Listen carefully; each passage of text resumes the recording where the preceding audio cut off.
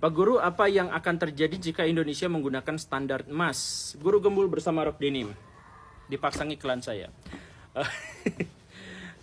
Standar emas itu gimana ya? Jadi orang-orang zaman dulu itu menganggap bahwa emas dan perak itu sulit sekali untuk mengalami inflasi, dan karena itu maka dia dijadikan sebagai standar acuan untuk nilai mata uang tertentu gitu. Walaupun sekarang sudah tidak digunakan lagi, tetapi dulu digunakan. Nah, bagaimana?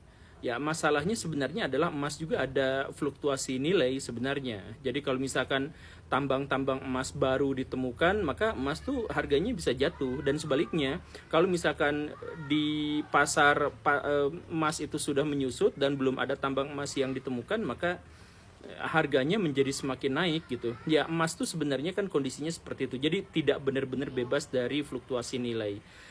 Tetapi memang daripada uang fiat itu emas memang lebih ini gitu. Nah, jadi bagaimana kalau misalkan Indonesia menggunakan standar emas? Saya pikir sih gak akan berdampak terlalu besar, justru malah batasan-batasannya menjadi lebih besar. Karena kalau misalkan si emas itu digunakan standar emas itu kan terbatas, di dunia sekarang itu terbatas. Jadi sedangkan sekarang perkembangan ekonomi, membangun gedung-gedung, membangun kota-kota dan sebagainya itu membutuhkan uang dalam jumlah yang sangat besar yang tidak mungkin lagi bisa dihandle kalau menggunakan standar emas gitu.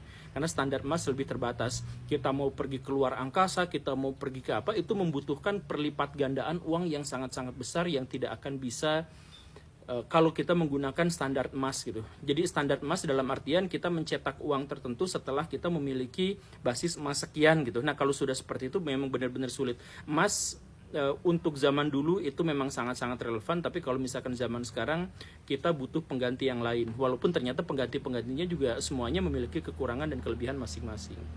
Begitu.